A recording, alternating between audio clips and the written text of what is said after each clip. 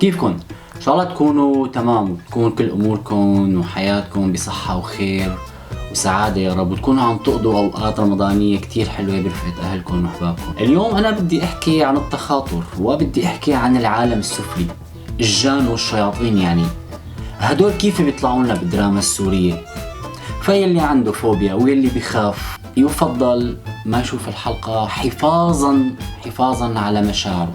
هنحكي اليوم عن مسلسل سنة أولى زواج، يلي هو تأليف نعيم أنطوان حنصي وإخراج يمان إبراهيم. المسلسل بيحكي عن بداية الحياة الزوجية بمشاكلها وإيجابياتها، والمسلسل من بطولة الممثل يزن السيد بدور إغناسيو أو كوساي على قولة مرته، وبطولة دانا جبري اللي هي بدور رولا أو كاساندرا.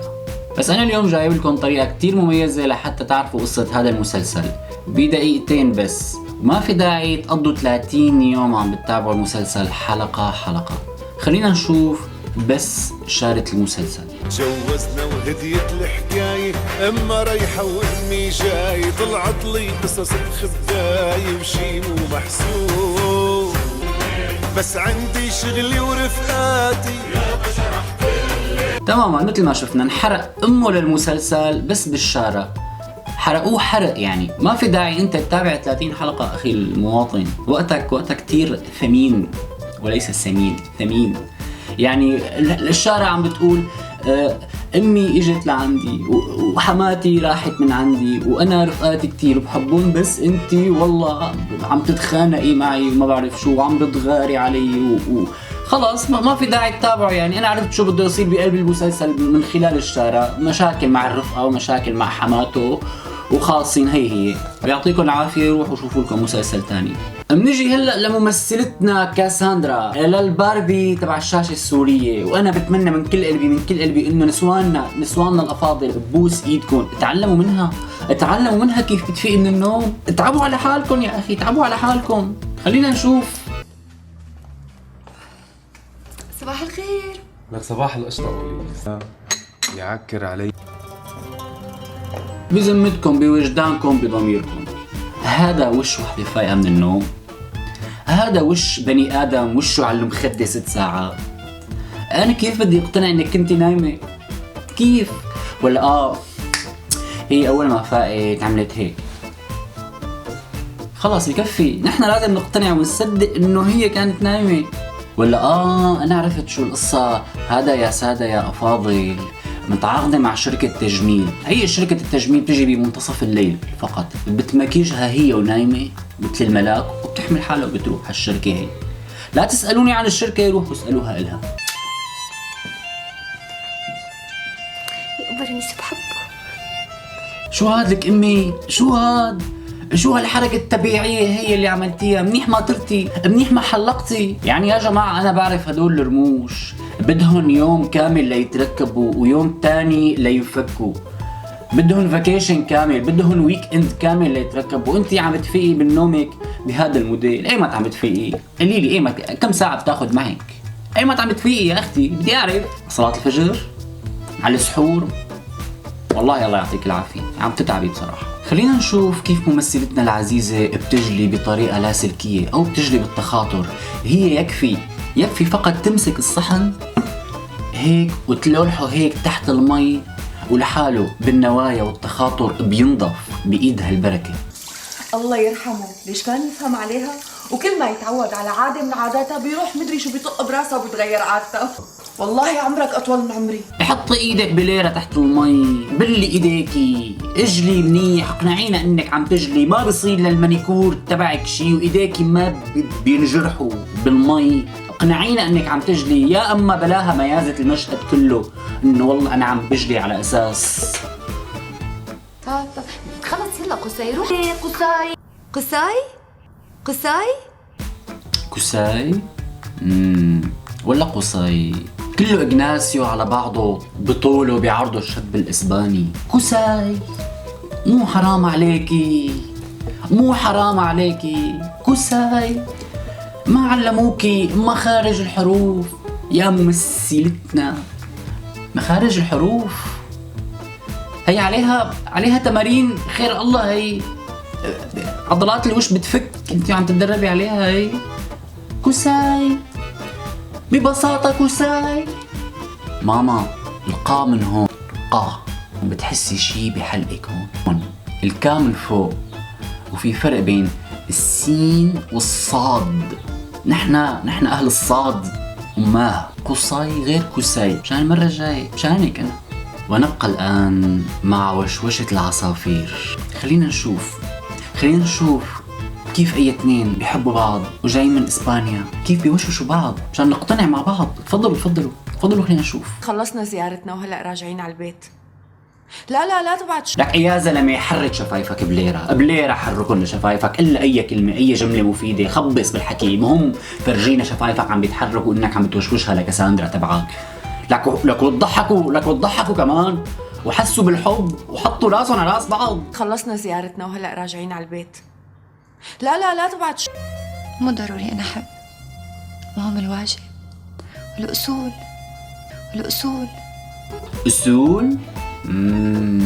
أصول يا بيبي، أصول، هيك الأصول وليس أصول. كملي. أنا بدقك، حقك علي أنا. خلص كملي.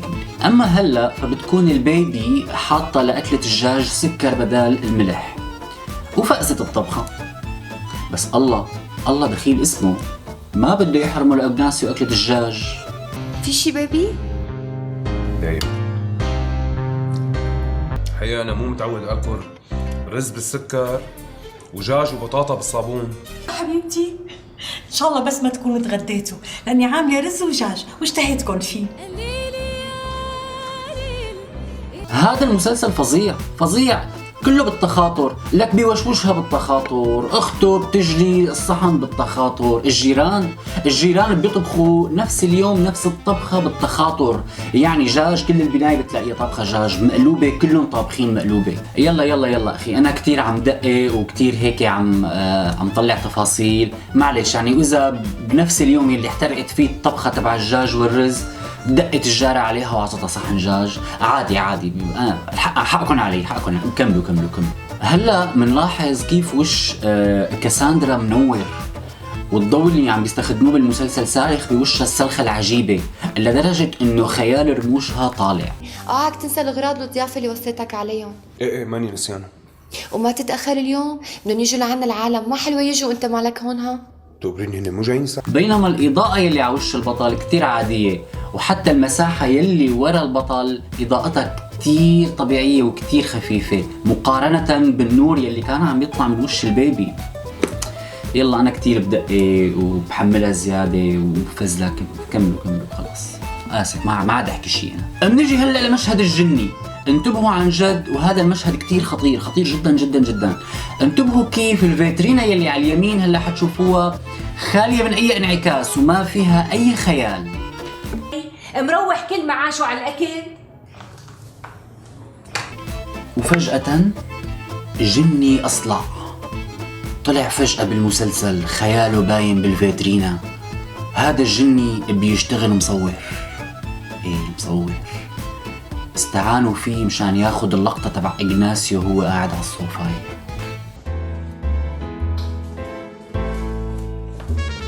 وعم بقول ليش البيت منور. 100 أهلا وسهلا بحماتي. أهلين. شلونك روحي؟ شلونك حبيبتي؟ منور حبيبة قلبي. بنرجع هلأ لموضوع نقص الكومبارس بسوريا. حنفوت هلأ سوا على المطعم يلي تصور فيه على مدى حلقتين هالمسلسل. بدي اعتذر منكم رجاء لا تحكوا علينا ولا تحكوا على ميزانية المسلسل، كونه كل شي كومبارس قاعد كلهم بنفس الدقيقة عم بيشربوا كاسات عصير بردقان بودرة. بالحلقة الثالثة بتكون هي الكومبارس قاعدة هيك. معك حق، خلص من هون ورايح اللي بده يجي لعنا لازم ياخذ موعد. أما بالحلقة الرابعة فبتكون كمان قاعدة هيك. إنه قولوا لها تغير ثيابها، بدلوا لها مكانها، جيبوا غيرها إذا الميزانية ما بتسمح، ولا يمكن هي زبونة مداومة ودائما بتجي على هالمطعم هذا بتاكل. أنا آسف حقكن علي وخلص يعني. كملوا. أما رفيقتها الكومبارس الثانية بيكونوا هي حاطينها بوش الكاميرا، قاعدة هي وواحد وعلى اساس عم بيحكوا هاي تبع الحكي الكذابي هذا تبع انه عم بيشوبروا بايديهم وكذا، وعم بيضحكوا هاي الضحكات المصطنعه، وحاطين لهم كاسه بردقان كمان. واخر شيء بعد ما تكون هي الكومبرس ماسكه ضحكتها، تاخذ نظره على الكاميرا. في واحد نظيف. كرم عيونك. شكرا. حبيبتي شرشف كتير نظيف، ما في شي. بعدين بهيك محلات إذا بتنقط نقطة وحدة تلاقيهم غيروه دغري. I don't know what you've heard about me, but a bitch can't get a crumb about me. I drive a Cadillac with a perm and I'm a... كاميرا يا اخي، كاميرا قدامي واقف، يعني ما بدي اطلع بحط عيني بعين الكاميرا. والله اذا بدي موت ما برجع على البيت الا حاطه عيني بعين الكاميرا. لكن بهالمشهد هذا اجى الممثل ليحكي تليفون وبيلاقي التليفون مقطوع.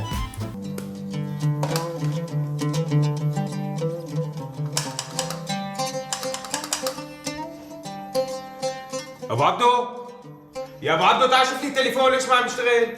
وبعد دقيقة واحدة بيرجع التليفون بيشتغل. الارض مقطوع. حبيبي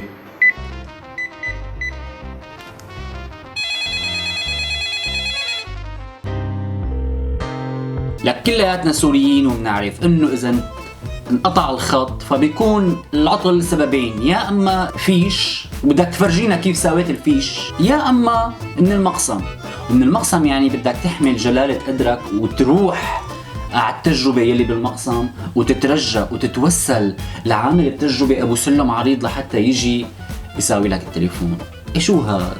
انها اسبانيا. شوفوا كيف هلا موبايلها للبيبي بيتصل، هو محطوط على الشاشة الرئيسية بالموبايل. تخاطر، بيتصل بالتخاطر. يعني كلياتنا بنعرف انه اذا نحط الموبايل على هالوضعية هي ما عم بيتصل، واذا بدنا نتصل بنتصل بهالطريقة هي. كمان الثاني اول ما بيرد، اول ما بيفتح موبايله الشاشة مسكرة بتكون. كيف؟ ما بعرف. ايمتى وصلنا لهالتقنيات هي انا ما بعرف، الا انه هن فعلا بيستخدموا التخاطر حتى بتليفوناتهم. يا جماعة نحن السوريين شعب مكافح وشعب قبضاي وقلبه قوي وحاضر ولا نهاب الموت. ولك حتى صراصيرنا، حتى الصراصير قلبها حاضر وعندها شجاعة كافية.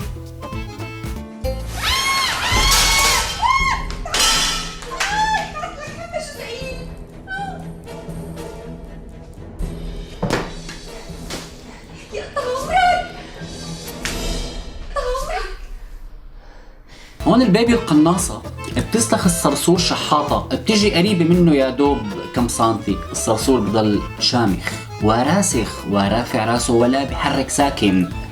بتسلخه مرة تانية شحاطة بتصيبه للصرصور وبيموت. هي عداكم بقى انه شكل الصرصور واضح جدا، جايبين الهيا شبعان فعس، فاعسينه ليوم الفعس لأبعد درجة وأحقر درجة من درجات الفعس، لدرجة انه رجله اليسار طالعة لبرا. بختم معكم الحلقة هلا بأجمل قصة حب.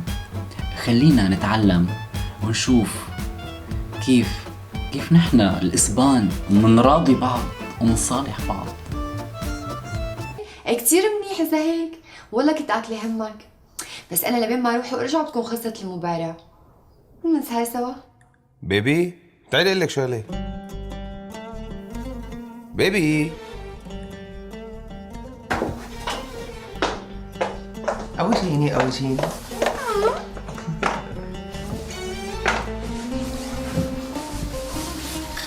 يعني معنا نسهر انا وياك اليوم؟ بيبي شو؟ بدي نام. نعسانة؟ ايه. بحكي لك قصة ليلى والذئب؟ ايه. كان في ليلى ايه. وكان في ذئب. ايه. اجا الذئب. شو يعني؟ ان شاء الله تكون الحلقة عجبتكم، ان شاء الله تكون نالت رضاكم. بتمنى ما يكون حدا زعل منا. تبقوا بألف خير وسلامة وأيامكم كلها إن شاء الله فرح وحب وأمان. باي.